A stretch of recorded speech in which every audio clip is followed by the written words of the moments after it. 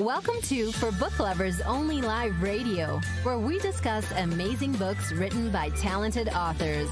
For Book Lovers Only Live Radio is a proud member of the Village Connector Media Network.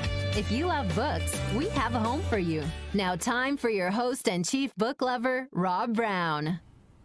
Hello, book lovers and book fans. This is For Book Lovers Only Live Radio, where if you love books, we have a home for you. My name is Rob Brown, your internet radio host and chief book lover. As always, we have a wonderful show lined up for you today. We are delighted to welcome in our studios Jeannette DiLouie, who is truly the definition of multi-talented, and we'll be spending time with her today. But first, I want to take a moment to thank our most recent call-out guest and speaker, author, and coach, Marty Reep, author of Believe, Do, and Follow Through, and Trevor and the Dark Rider. Both of Marty's books are available on our website at www.forbookloversonly.com. Now, while you're on our site to purchase a copy of Marty's books, please join our Book Lovers Club. It's absolutely free. All you have to do is submit your name and email address, and you're in. We'll keep you posted about new books, authors, and other events going on in the book lovers world, and you will even receive a free gift for joining. So don't wait. Join today.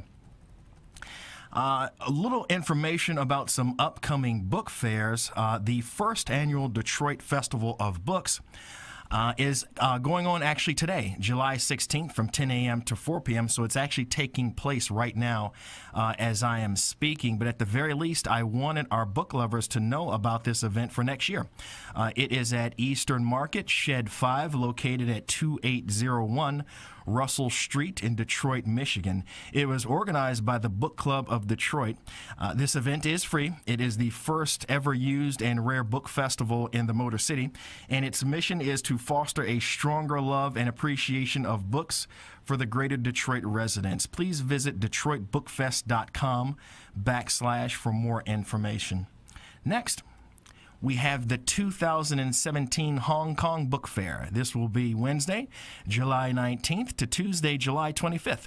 This wonderful event is organized by the Hong Kong Trade Development Council and is in its 27th year, attracting more and more book lovers every year. The theme of this year's book fair is Reading the World, People, Places, and Passions. I really like that.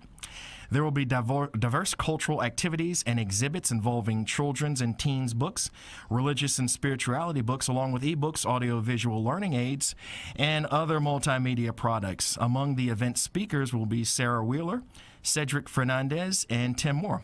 Tickets are 25 Hong Kong dollars for adults and 10 Hong Kong dollars for children. Visit the website address listed on your screen for more details. And now time for today's guest.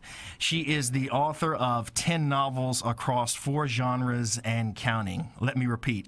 She is the author of 10 novels across 4 genres. Remember earlier that I had mentioned that our guest today is multi-talented? Well, that's what I meant. Her Fairietales series in particular puts a fascinating sci-fi twist on a classic fantasy concept that's bound to engage readers across the board. That active adventure begins with Not So Human and ends with Book 5, Flights of Fancy, due out later this year.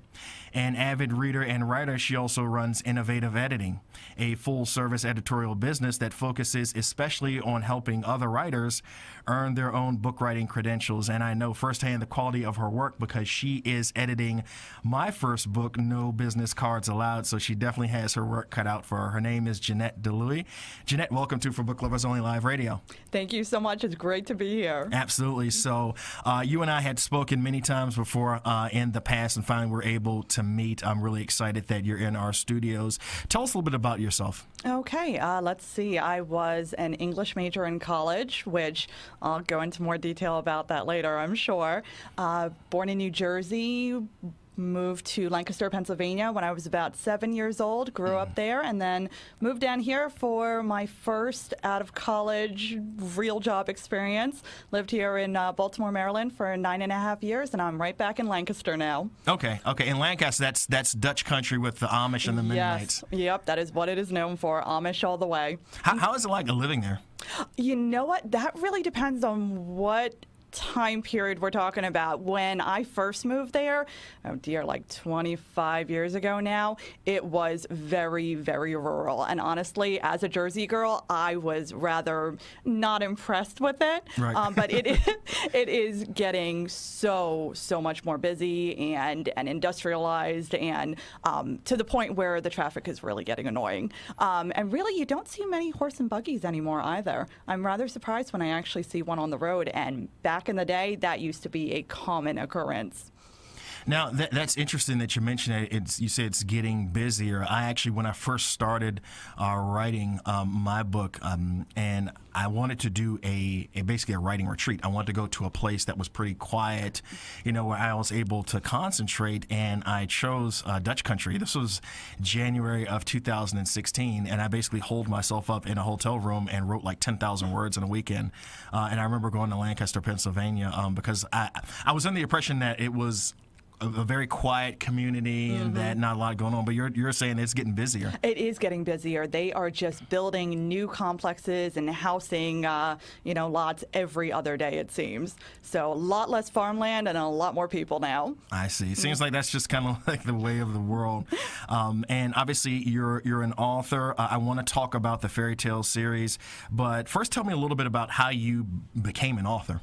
Okay, so I started writing, I guess my very first book was written when I was 6 years old. I can't say that it was very good or creative. But at the time, I really thought that it was. I was very impressed with myself. But, that just spurred a love of writing in me in general. And from that day forward, I just knew that I was going to be a published author. That was my goal in life. Admittedly, sometimes I also thought I was going to be a princess or an astronaut or a cowgirl or something, but author never changed for me. And so, the years went by and I wrote a little bit more here and there. I think I finished my very first official novel-length manuscript when I was 17 or 18. And once again, I thought it was amazing. And now I look back on it, and it is just humiliating. It's so bad. It is so very bad. But, it was a great learning experience for me because, I wrote that. I learned a lot about the writing process, moved on to my very second, novel-length manuscript. And once again, that's never going to be published. But after that, my third one was Not So Human. And so you learn as you go along. I did not actually get self-published until 2015, I want to say. Might have been 2014. But, again, the whole entire time I was learning, I was growing, and I really am happy that I waited as long as I did, because I don't think you're ever a perfect writer, but I do think I'm a very strong writer now, and I'm really happy about my progress there. Now, when you said you wrote your first book, your first full book at 17, did you have the resources of, let's say, high school English teachers, or were you just like, hey, I'm completely self-taught? Well, okay, so I was homeschooled. So my mother was my high school English teacher. Okay. Yeah, and she is such a bookworm. Oh my word, you should see her house. It is just books absolutely everywhere. I love her already. And I mean, don't let her into a bookstore. Barnes & Noble, it's a very, very dangerous situation because she's going to buy more. So, I mean, I would definitely say that I got my love of reading and books in general from my mom. But when it came to the writing process, basically, I just sat down and did it because I loved it. That's amazing, and those are how, like, the great writers and the great stories, how they start out. You're just, hey, I'm just going to go for it. I'm just going to start writing, and let's just see, what happens. So, how did you come up with the Not So Human in the first place? The concept for that book. That all started because fresh out of college, and this goes back to my English major statement before, little known fact about English majors is nobody actually wants them straight out of college, which I did understand that it would probably be a bit of a difficult time getting a job initially, but I was certain that I would get there eventually. And so out of college, I took one temp job, and then I took another temp job, and this second temp job was just a very interesting it was an interesting business, it was an interesting place, and it was a very unique environment, shall we say. So honestly, if I was lucky, I might have 15 minutes worth of work to do from 8:30 until 5 o'clock in the evening. Wow. Yeah. And for some people, I say that, and they're like, oh, my word, that's my dream job. To me, that was torture. That was absolutely horrible. So I spent a lot of time, searching for apartments and stuff to furnish my apartment with when I finally got one. And I also started writing a story about a young woman who was fresh out of college and stuck in a dead-end temp job with coworkers who were very ignorant.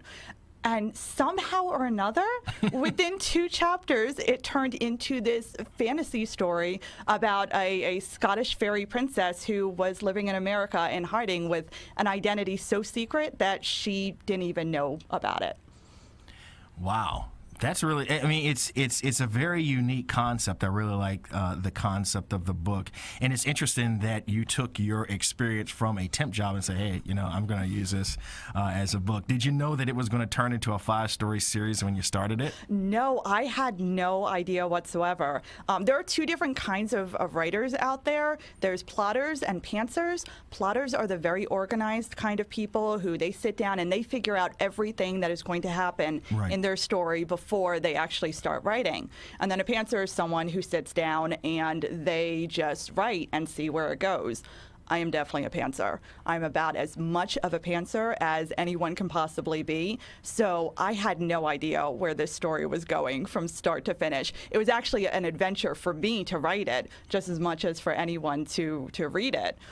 So yeah, I just thought it was going to be a standalone book, and it just didn't turn out that way. Just one thing led to another, and it might possibly have a cliffhanger ending that I did not intend.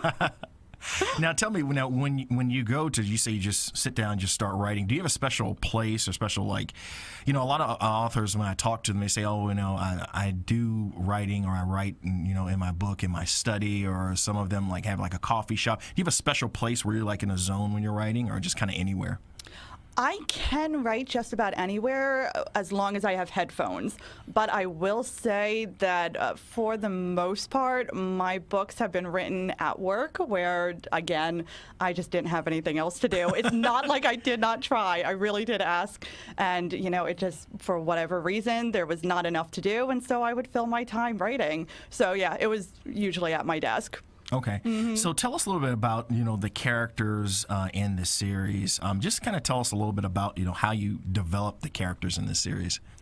Yeah, so once again, Sabrina, the main character, she's definitely based off of me. I changed her hair color and I changed her eye color and I gave her a set of wings. But other than that, her personality is very much my own. She's probably the only character I have ever created who takes on my snarkiness and my sense of humor and such. As for everyone else, though, except for, I did try basing Sabrina's best friend off of a combination of my 2 best friends, and yet Deanda just basically took on her own personality, and so she's really not much like either of them, I would say. The only other character that I really based off of someone, and very successfully too, was one of my villains, actually, and that was off of someone who I knew back in college and stayed friends with for several years after. And he was such a fascinating person. I mean, very engaging, very intelligent, but also very manipulative. And so he just made such a great caricature for this particular character. Okay. Now, this person who will remain unnamed, do they know that they're the villain in your book, or? No, he has no idea whatsoever. I almost would love to tell him because I have a critique group who is critiquing my current book number 5, Flights of Fancy, right now, and they all said, "Oh my word, I really like this villain. He's so interesting." It's like, yeah, that's because I had great material to work off of, but yeah, he has no idea whatsoever. Now, is it so close to his real personality that if he were to read this book, he'd be like, hey, wait a minute, this sounds like me? I think he would, yes. Oh, wow. Which is dangerous. I completely and totally acknowledge, but it was too much fun not to do. I really enjoyed myself. Hey, I mean, you have to, use the things that are around you, the things in your own world. And if someone has a really unique personality, if they will make a good villain, why not? Which of your characters in this series did you have the most fun writing? Once again, I would have to say that comes down to my villains. I mean, I loved every single one of my characters. I kind of have to like the main character, obviously, but, the love interest who comes into it and family members and the best friend. But I do have to say that the villains took me on some particular journeys and philosophical musings, I suppose, that were just very interesting to explore. Wow, it sounds like you really like writing about just villains in general.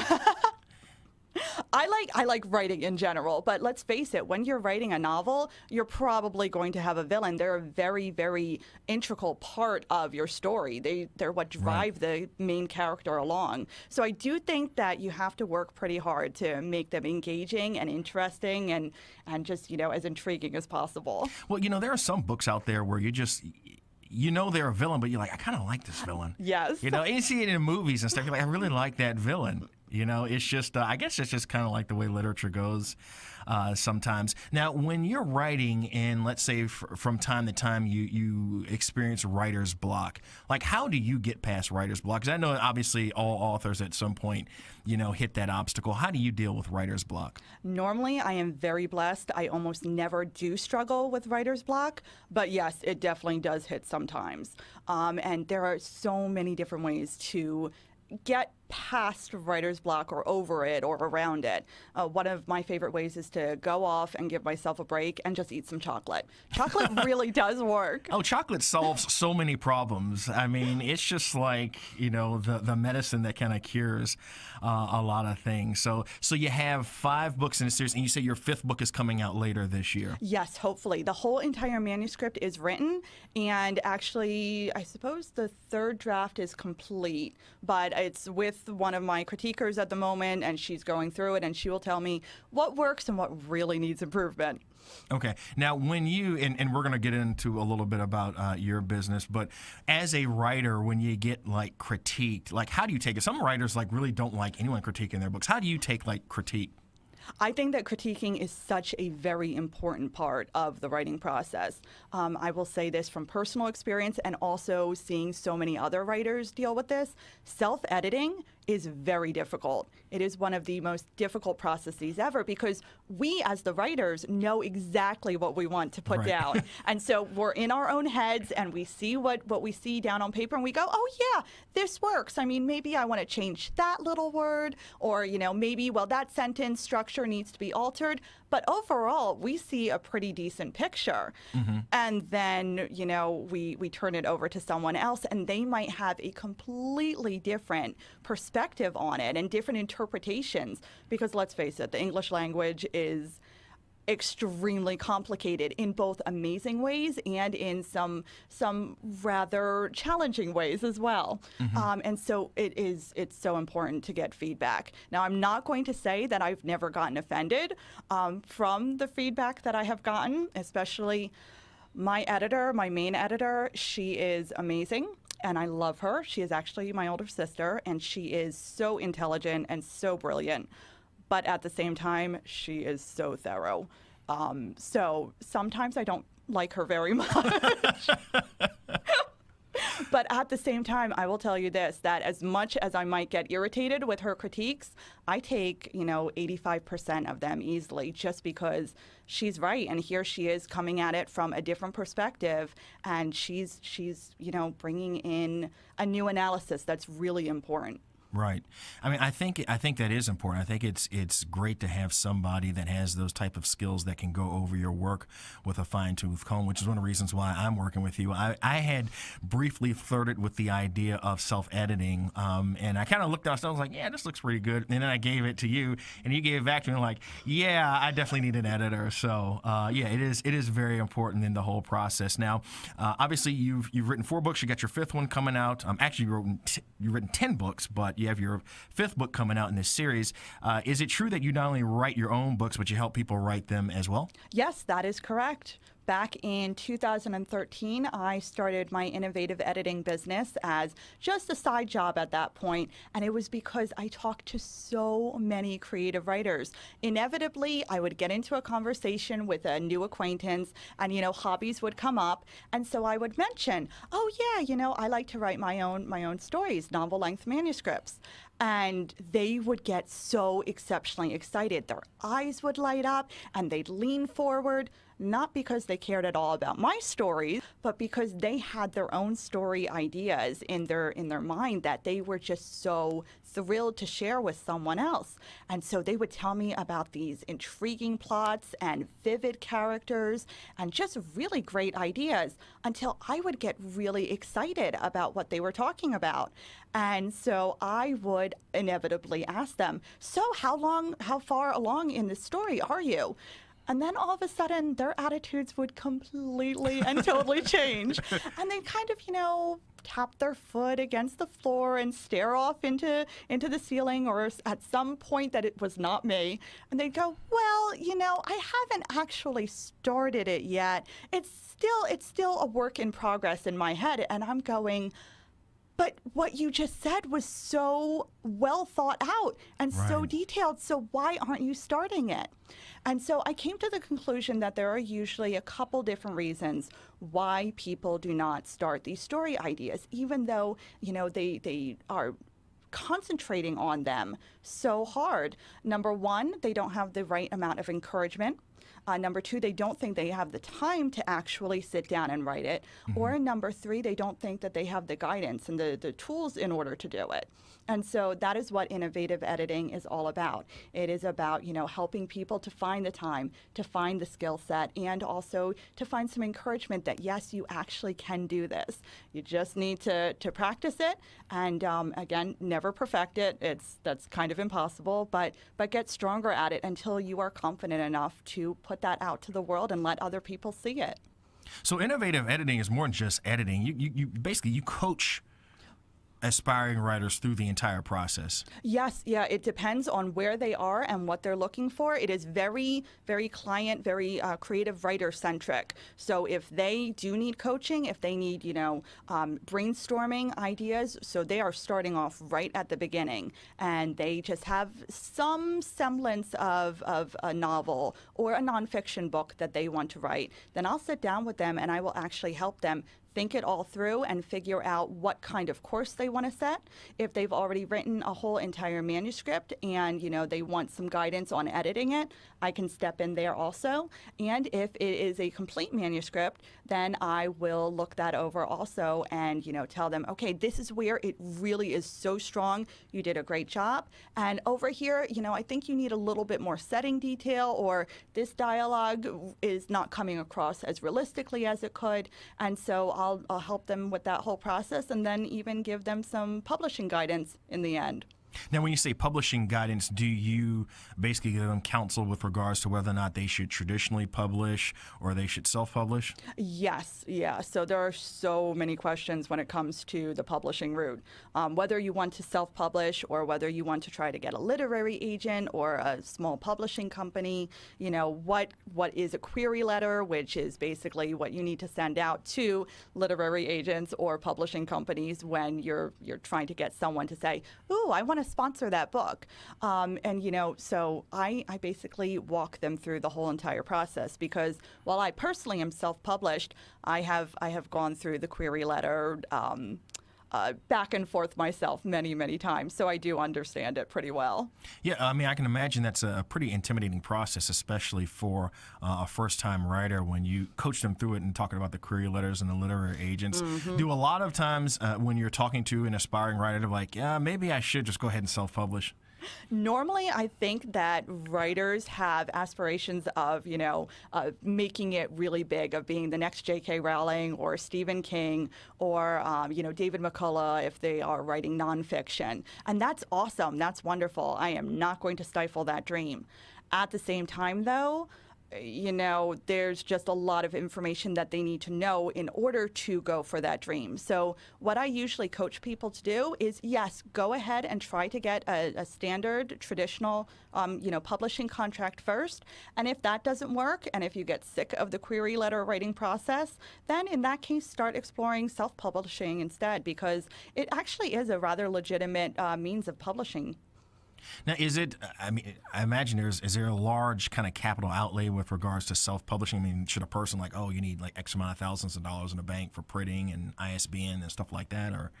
Yeah, okay, so there's a difference between self-publishing and vanity publishing, and that is also something that I stress. Self-publishing is when you actually do it yourself through the help of some company, such as I always go through Amazon's Create Space, which I really do value. They are very trustworthy. You can pay a lot for their services, but you can also do it completely for free, which is very nice. Vanity publishing, on the other hand, that is when you pay someone else probably a significant amount of money in order to, review your manuscript, bind it, print it, and possibly market it as well. And vanity publishers can be very, very predatory. I've met, unfortunately, very few who are not. So normally I do caution people to stay away from them. Okay. Now, does it matter, and I don't know if anyone's ever asked you this question before, but does it matter the type of book with regards to, an author writing a book like, fantasy books, you should probably self-publish fantasy books, but, books about like engineering and mathematics, they're probably best done traditionally. Like, is there kind of like a general rule, or it just doesn't really matter? Yeah, I mean, there are definitely genre-specific questions and concerns that come up regardless of what you're writing. But at the same time, I think that regardless, either traditional publishing or self-publishing is a viable option. I see. So tell me a little bit about, some of your clients with regards to when you're editing their book. Have you ever had a client that, you did the edits and gave it back to them and they were like, I can't believe this, I think this is great. Have you experienced that before? Normally, my clients are very, very happy. In fact, I have even been told before that I should charge more by clients who have already paid me, of course. Mm-hmm. But I've only ever had one client who was not a happy camper at the end. And he was writing, it was kind of fantastical, kind of post-apocalyptic. It was actually a very creative idea, but, I think that, again, self-editing can be very, very difficult, and so I don't think he quite grasped that and was not very happy with the results. I see. Other than that, I get to work with such amazing, amazing people and such great writers. Just for the record, you included. Thank you. I really did enjoy them. You heard that, folks. You heard that, folks. Buy the book. I'm going to be recommending that book as soon as it officially comes out. And Great. I mean that. I don't say that lightly. Great. It's a great concept. But, there's you. I have another client who has since published a dieting book, which... that does not sound very interesting at all, but she did such a great job tackling that idea from such a unique perspective. It's phenomenal. Her name is Karen Imhoff. I'm so bad at pronouncing her name. I can spell it, but pronouncing it, not so much. And it's called the Lost Weight Workshop.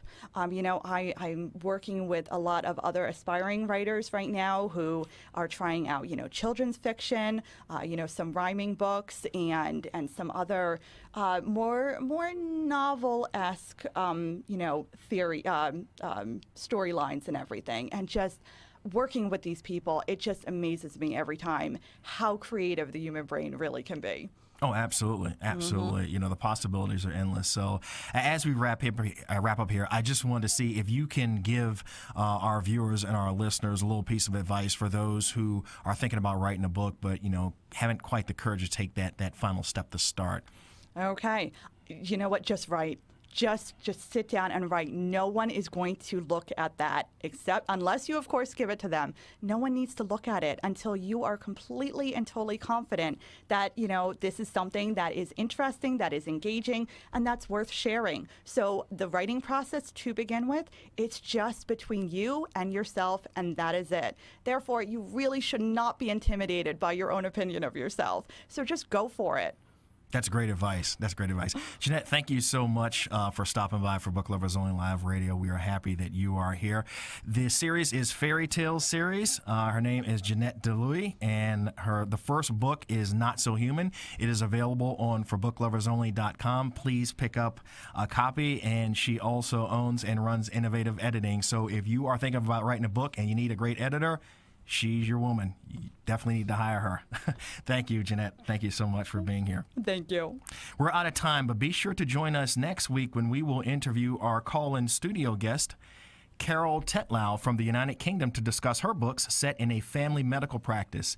It's pretty interesting stuff. My name is Rob Brown, your internet radio host and chief book lover, and this is For Book Lovers Only Live Radio. Wherever you love books, we have a home for you. Take care, and I'll see you next week.